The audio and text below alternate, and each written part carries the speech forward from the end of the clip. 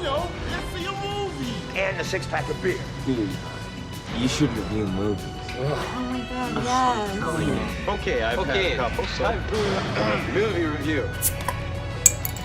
All right, welcome to Six Pack Cinema, a podcast where we drink beers and talk movies. This week, we're talking men versus women, libbers versus lobbers, male chauvinists versus feminists. We're talking Battle of the Sexes, joined by my co-host Sheehan and my boy Jimmy. How you doing, guys? Yeah, I'm worried about your audio. I'm worried about your audio peaking right there. No, I coached him. I was like, "You got to bring the energy. Bring it, man." I put my recorder I want to get some pretty life far into that back. intro. Like, it's on the back of my desk, behind some things, trying to like not peak as much this week. I'm terrified. I'm cheering him on. Jimmy's like cringing. It's awesome. Yeah. All right. So let's start with our snap impressions. Jimmy, what do you got?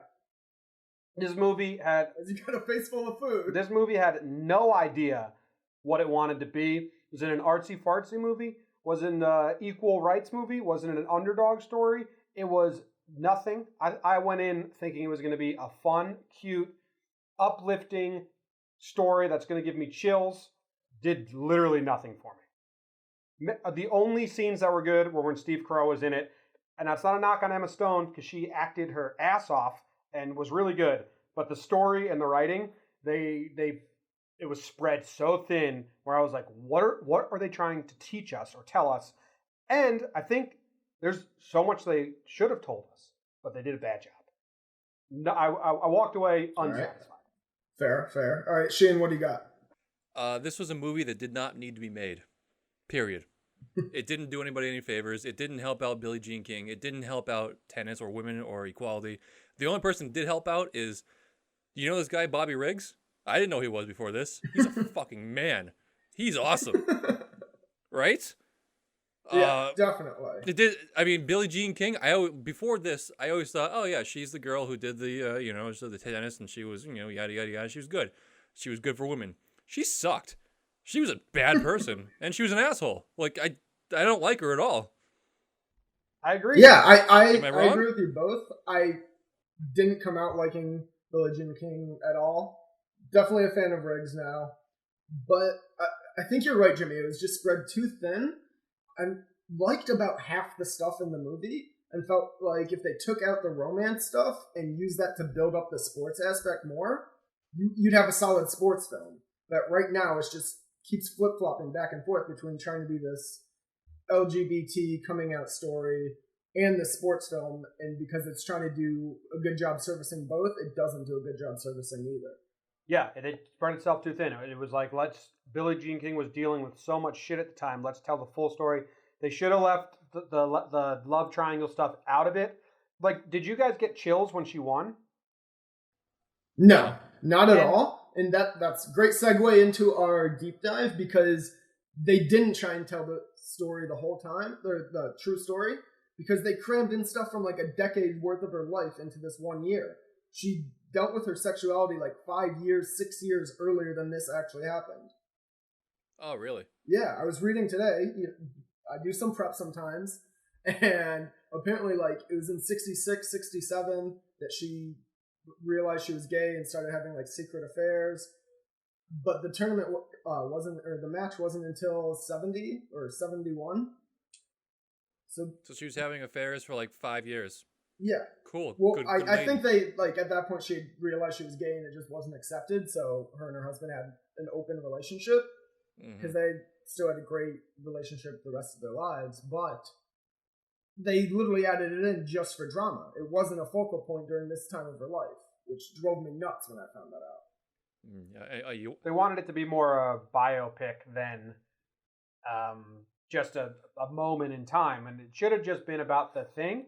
But also, nothing pulled at me at all. So I thought it was just going to be funny, and it wasn't. Steve Carell made me laugh twice, and it wasn't funny.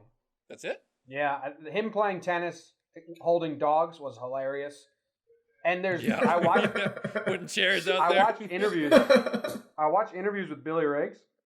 There's an ESPN classic, like they have it on YouTube, like 10 minutes long. He was hilarious. There's just a whole segment of him making bets with everyone he comes across, and then they show him playing tennis with chairs all over the court against someone, and it was all for money. So he was actually a funny dude. Oh, that's awesome. You got to send me that. You got to send me that All right. interview. I was also Yeah, laugh out loud funny him talking about they're bad gamblers and Gambling Anonymous. yeah. Oh yeah, I was cracking up in that Yeah. scene when he's like, "You guys are just bad gamblers. Who wants to play?" We need to make you better.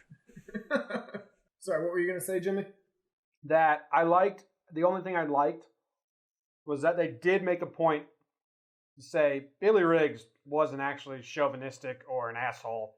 He was not, like, they could have made him the heel, which I think in real life, like back in 71, they made him the heel. But in this movie, they shed light that he was just a character in on the bit, playing it up. He wasn't actually the bad guy, and that the announcer dude, and she even broke it down where she was like, Billy Riggs is joking.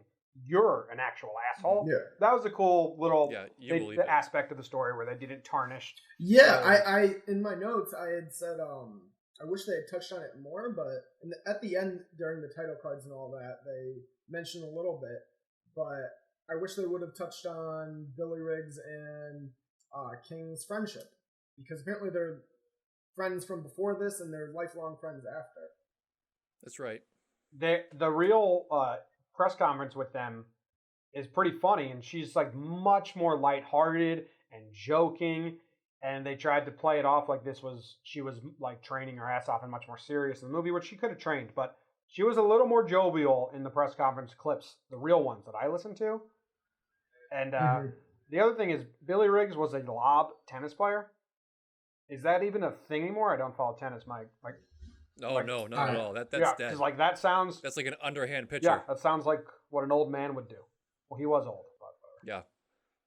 And you know they try to make it out to be this big thing of men versus women, but I mean even in the movie they showed that he was a 55-year-old man who was basically retired from professional tennis, and he was popping pills.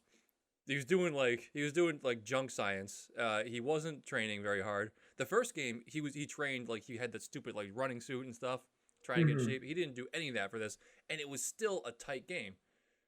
So the number one in the world for women faces an old, out of shape, pill popping man, and he still almost beat her. He's not doing you any favors. I think that wasn't accurate, because in the real match I think she pretty much blew him away the whole time. I'm not sure, but Really? they did make a point where she was like, I'm not trying to say women are better. I'm just trying to say that women aren't a joke. And if he beats Maggie Court and then he beats her, it's so hard to say.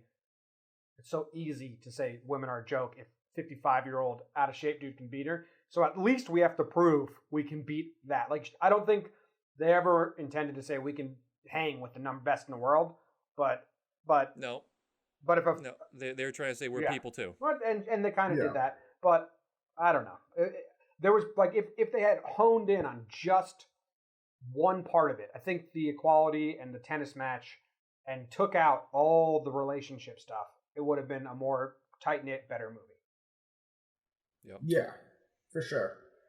And one of the biggest missed opportunities for this, because is especially in movies, pay equality is a huge deal right now.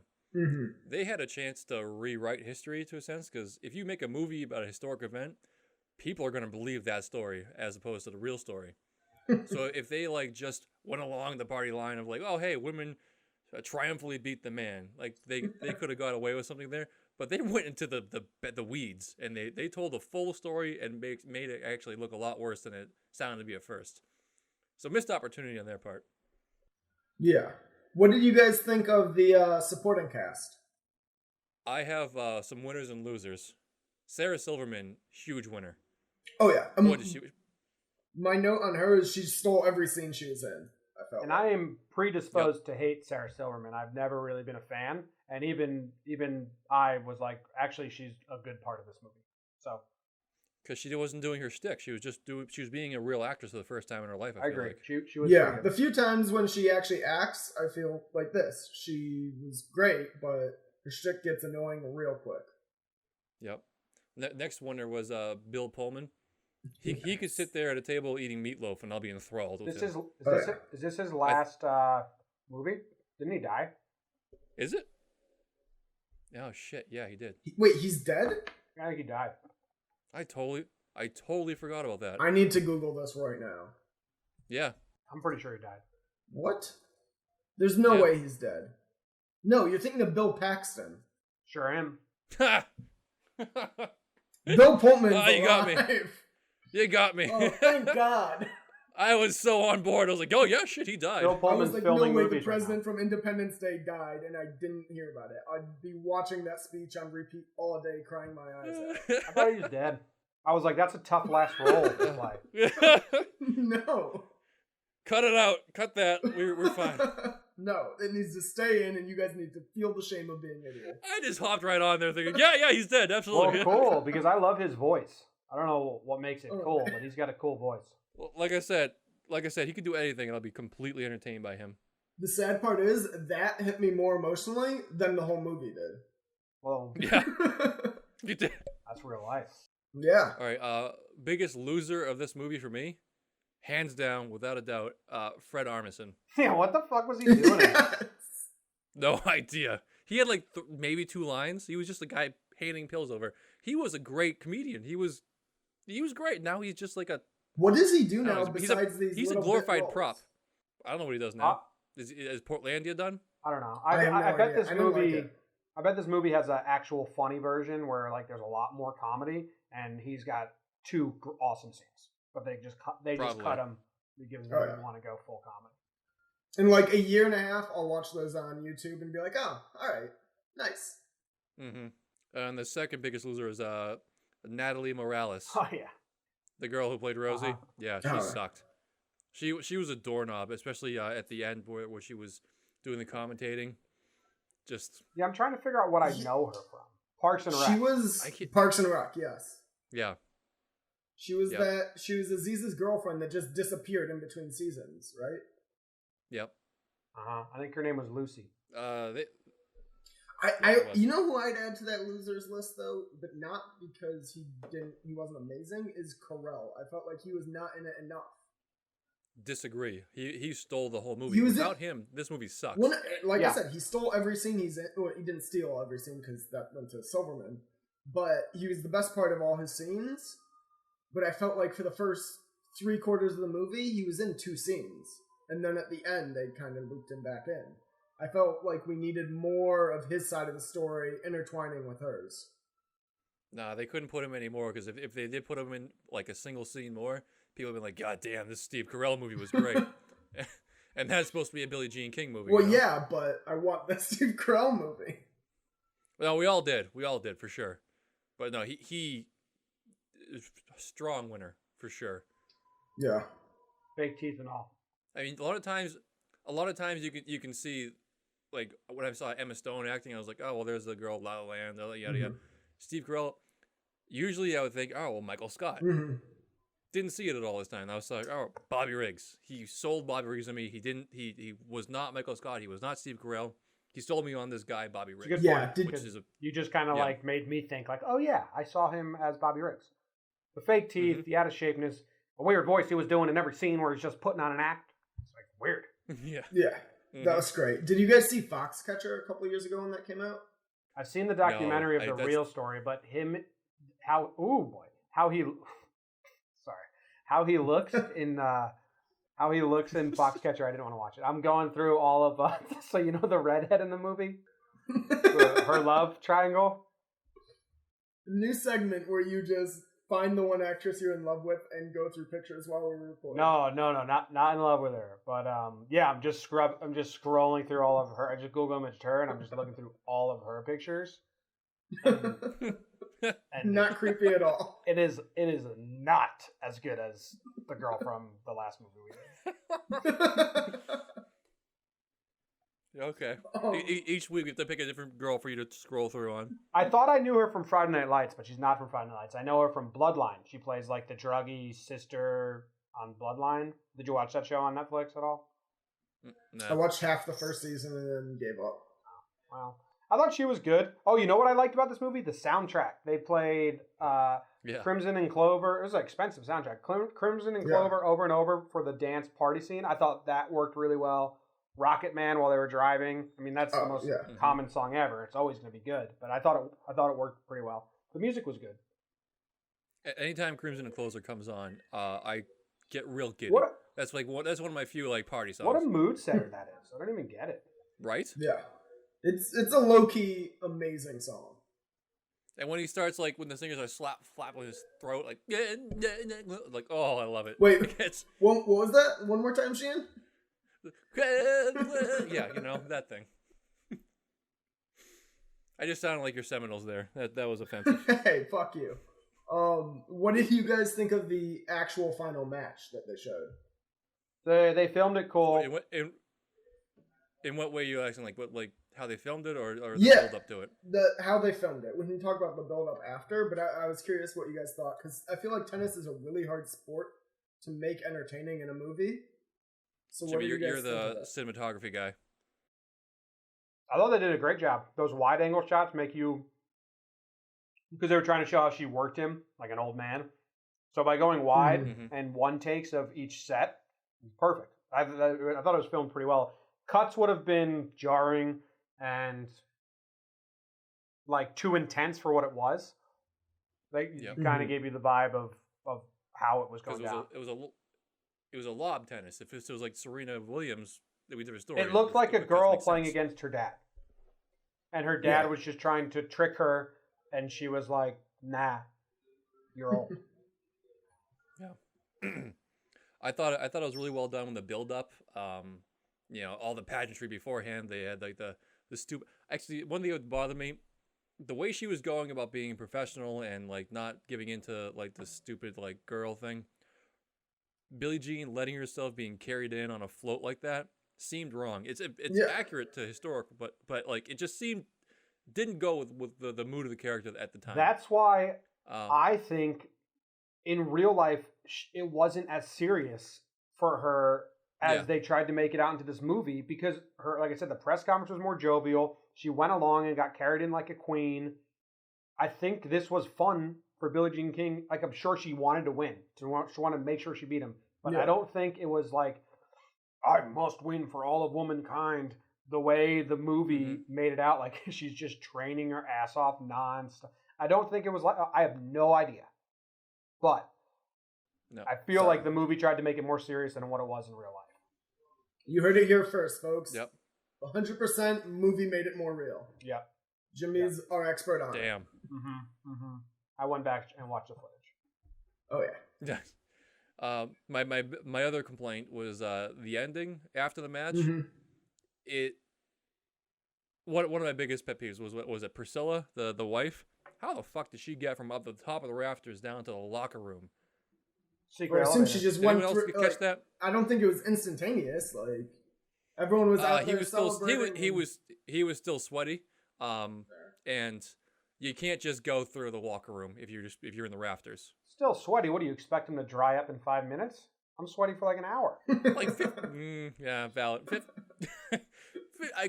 But still, how many arenas have you been to that you can just like, oh well, I'm just going to mosey onto the locker room right now. No one will bother me. It's like when Peyton Manning was at the Super Bowl in 2012 and in Indianapolis, but he was never seen on camera once. And they asked him where he was, and he's like, "I know my way around this stadium. There's parts you don't know about." She probably just jumped in a Butler little tunnel, went right down to him. A Butler Because, yeah, tunnel. The Astrodome has a Butler tunnel. Yeah. For sure. Definitely. The gambling. I liked that there was a big part in the beginning, and then they kind of turned it into just regular hustling at the end. I Yep. didn't know how I really felt about that, because I don't know if you guys know the theory out there that he purposely threw the match so that he could make money to pay the mob. Well, no, he bet $15,000 on himself. But win. in a very public bet, he did that. But there's theory. No, that was a phone call There's off the there's side. an ESPN documentary on it where Okay. there's other stuff out there. I'll try and find it and send it to you. That he placed larger incognito bets on himself to lose so that he could pay off the mob. All right. Well, that was a failure on the movie maker's part because that was a private phone call that he did that on. But yeah, I So liked So that in the another beginning. failure He had on the this film gambling movie. problem, and then around the time that they were gearing up for the match, it just turned into him hustling people unless him being addicted to gambling. I didn't like that. Mm-hmm. Thoughts? Hey, by the way, Jimmy, I can see your screen flashing in your face, so I know you're scrolling pictures the entire time. No, I'm over her. I emailed you guys a picture. This is the last straw. I can't look anymore. Well, Okay. off to my She doesn't hold a candle to Oh, Tatiana. Blah blah blah. What's But, wrong with her? I don't know, man. It's a weird picture. Got a lot of weird makeup on. She's got like bright pink lipstick. Dude, you hit reply, not reply all. Oh, I do that. You jerk. You're lucky. You don't jerk. want to see this. I'm missing out. Gotcha. Oh, I got you. God. Anyway, this is great radio, but This is fucking terrifying. I don't know. I mean, so let's go to our ratings, our scores, because I got not much else to say about it. Do you? oh, I got something else to talk about. Okay. The son bailing on him last second. What was your thought on that? That was my only note in my movie theater. I was taking notes on this movie, like I did the last two, and at some point I just stopped taking notes because I was like, not much is worth. Writing down, yeah. And then my only note is, why did the son not watch? They didn't give us like any indication why that was. I mean, obviously because he's not proud of his father and doesn't want to be part of the charade is what I would guess.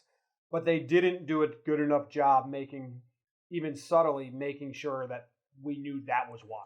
Because he still watched it from the hotel room. Which is I think there's a cut plot line somewhere, and you get a little bit of it in the movie, but I think there's a cut plot line where he was proud of his dad actually training for the match against Court, and then blowing this one off and treating it like a joke. He lost a little bit of respect he had gotten back for his dad. And I don't know the history of Bobby Riggs, but I would be willing to bet, gambling, be willing to bet that he that's how his career ended. Like he just gave up and like didn't take care of himself. Yeah. So and also he's got an ex-wife out there somewhere that belongs to this kid. I'm sure he's disappointed many times before. Mm-hmm. I think he was just disappointed his father didn't take his comeback as seriously as his son had hoped. But they did a horseshit job of touching on that. He was a cool dad to his new son, though. Like them playing the lava game. That's cool. That was a funny scene. Yeah, but you can be a cool 6-year-old, but I mean, you still have to be a dad. Yeah, I like that line he actually said to his wife, where she's like, "You're a child, not a husband." And he said, "Well, you're good with children." Yeah, I like that too. That was pretty funny. Yeah, that was good. Great line. I'm going to use that later. All right, let's move on to our ratings. For those of you listening who don't know how we rate things on a 3-pronged scale. Our critic score, which is looking at it as a reviewer would. Our popcorn score, which is entertainment. Would you watch this again if it popped up on TBS? And our pairings. What would you drink with if you are going to rewatch it? Throw it off to you, Jimmy. Take us away. Critic score 72. Yeah. Because I don't think Okay. it was not tied together well enough. It wasn't cohesive, but there's aspects that were good for sure. Popcorn score, what did I give Stronger? 3 out of 5? I think it's the same thing. Yep. There's bits of humor. This one wasn't as sad. 2 is a 3. It's a 3 out of 5 for popcorn. All right. And what would you drink with it? Shirley Temple. Okay. All right. On All right. to Sheehan. Critic rating, I'm going to give it a... I want to do a lower. My hard, fast rule is that if it's a true story, I give it a C at worst. Because it's good enough to make a movie. It's good enough to be a good story. I'm going to go 70. It's a little bit... They fucked it up. Whenever they could, they had a chance. They fucked it up. It wasn't good. It left you... You walked out of the theater thinking, damn, I wish Bobby Riggs won. Which was not what you wanted to do. They wanted to be for women's equality, all that yada yada stuff. Which I agree with. You know, women should be paid equally. But it didn't sell me on it. Which is what the purpose of that whole battle of sexes was. So I'm going to give him a failure on that, but I'm still going to give him a generous 70. Popcorns, 2.5. Take it, leave it. I don't care. If I see it again on TV, the only way to stay on TV is nothing else is on. So 2.5 points, or 2.5 popcorns. What I'm drinking with it, I'm going to do a nice tall glass of Cabernet while smoking a Virginia Slim. Ooh, sponsored by. Nice. Mm-hmm. Yeah. Hashtag sponsor. All right. Critic score. I agree with you both. It's a true story, so it deserves to be told, I think.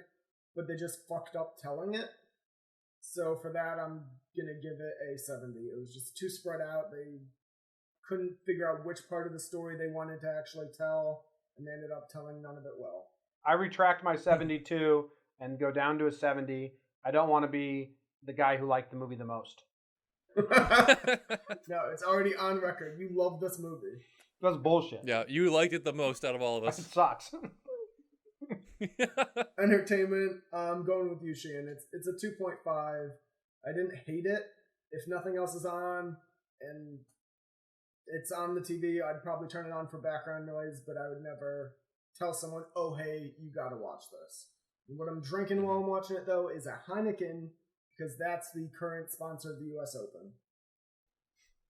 Well, la-di-da. Alright. Yeah. All right, let's move on to our recommendations for this week. Sheehan, what do you got? I got a fancy old movie I that came up to me on my time hop. About 8 years ago, I was sitting in my living room in Malden, Massachusetts, doing a little side project. About 2 a.m., this movie came on called The Damned United, and I didn't get anything done until 4 a.m. I just got sucked into this movie so hard, and I'll send you guys the trailer for it. Basically, it's it's like what Moneyball should have been, but for soccer, and had nothing to do with statistics. It was a down and out soccer club in England, I think it is, and it's the coach's vendetta against a actual successful coach to like turn the tables around. Michael Sheen stars in it, and it is. I don't think I've ever been so entertained by a movie I'd never heard of, to be honest. So, check that guy out. What's it called? The Damned United. All right, cool. Strong recommend. Interesting. All right, nice. Jimmy, what do you got? I haven't been watching. I didn't watch a lot of stuff this week, so I'm just gonna go to an old movie that's great that I'm thinking of in my head right now. I'll go with this. In Bruges, Colin Farrell. Nice. Solid Have you guys movie. seen that? Love that movie. Yeah. Shane, you never seen I it? love that one. Never heard of it. You need to watch it. It's Nope. It's very, very good. In Bruges. There's an S at the end. Colin Farrell and that Irish actor, the big fat Irish actor. That's you'd know him. His name's Patrick Gleason. Yeah, He's the Gleason brothers' dad. Yes. Excuse me. I don't know. I have no idea how to spell In Bruges. Bruges. In Bruges. Okay. It's the city in Europe. Yeah. They're hitmen. Something went wrong. Their boss tells them to go to Bruges to hide out for a little bit. It's so weird. It's kind of like Battle of the Sexes, where it has no idea what it is. Is it a comedy? Is it a dark comedy? Is it a serious drama? Is it I disagree buddy with cop that movie? because it's but it goes perfectly. yeah, it's just a fantastic dark comedy. It knew what it wanted to be. It's a crazy comedy. It's a little more than just a comedy. There's like some serious good like life stuff in it as well. Yeah, that's true. And you'll cry. There's scenes that'll make you cry too. Love that. Love it. Oh yeah. Did you ever see Seven Psychopaths? Yeah. That's good. That's not nearly as good as In Bruges. Well, no, Colin but it's Farrell's a best similar one. tone. I was going to tell him. Yeah. Okay. All right. I got a two-parter this week for my recommendation. The first is because I'm super late to the boat.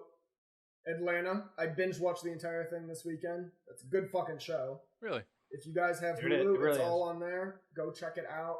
For those listening who haven't checked it out, it's How do you spell Atlanta? Blow Me. Okay. It's Donald Glover playing a rapper's manager, trying to get his cousin who's the rapper to make it, going through poverty, all that shit. Very good. I didn't do a good job selling it there, but it's worth checking out. My second one is from Jimmy from a couple weeks ago, Glitch. So fucking good. All week, I was like, I gotta watch at least the first episode. I've been blowing it off. And then yesterday, while waiting for Curb to come on, I threw on the first episode. and watched 4 straight hours of this. I still haven't watched the new episode of Curb yet because I just watched this till I fell asleep.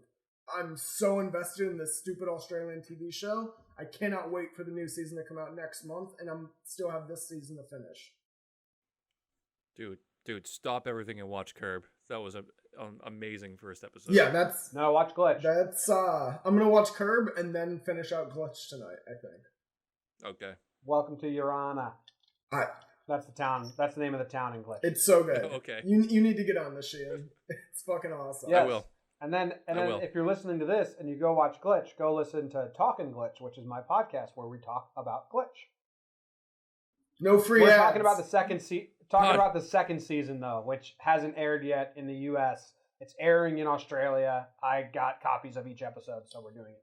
Is this part of the John Boy Podcast Network or the Half Class Podcast Network? Because we don't cross promote. We can Apparently. combine. Okay. We'll merge. We'll talk merger. Yeah. No free ads, you dick. All right. Well, that's it for this week of Six Pack Cinema. Wait. Oh, wait. Hold up. Hold No. up. I need to talk about something else, okay? Okay. I'm not And letting tell you them go what yet. we're watching next week. Yeah. So, but first we're going to talk, I just did my trailer dump for Half Class, halfclass.com, and I have never been so excited for this movie coming out called Suburbicon. Have you guys seen the Yeah. Coen trailer? Brothers. That looks really good. Yeah. Have you ever been able to tell who wrote a movie quicker than this one in that trailer? Like almost within 15 seconds, like Coen Brothers. As bam. soon as the music and the setting kicked in, you knew from the get-go. Yeah, but this is like I think this is one of their darkest comedies. I don't know how I feel about it though, because the ones they don't have a lot of faith in, they usually kick off to Clooney. They've written a few that he's Really? directed, and they've all been kind of flops. Disagree on that one. Clooney helped write it. Clooney helped write it. But I mean, it's got Matt Damon in it. I mean, Oh, And Oscar Isaac. he's one of the maybe Mhm. 4 actors that no matter what the movie is, no matter the reviews it gets, I'll go see anything with Matt Damon. Matt Damon. All right. So I don't want. I just wanted to bring that out because it's been in my mind the past 2 hours, and I can't stop talking about it. Okay. Anything else you Matt need Damon Matt Damon murdering people and then sitting down for a peanut butter jelly sandwich. Oh, I need that. I need that in my life. I didn't know it, but I do. Yeah. Anyways, that's my thanks for indulging me on that one. All right. So what's happening next week, Dave? With that wraps up our episode of Six Pack Cinema talking Battle of the Sexes. Next week we're going to be watching Blade Runner 2049, so be sure to check that out this weekend. If you haven't seen the original, definitely download the final cut version. I believe it's on iTunes and Amazon, so get that wherever you download movies. It's not like 4 hours long, is it? No, I think it's 2 hours, hour and a half. Good. Usually final cuts like 20 years afterwards are probably like 4 hours. No, they so. did a bunch of cuts of this movie to add in and then take out narration because it's a noir film, and they cut out scenes and That's redid just the weird. ending.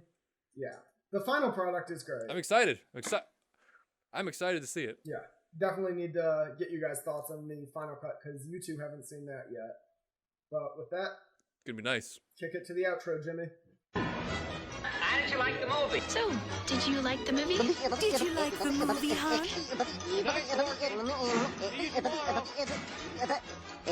Go home, folks.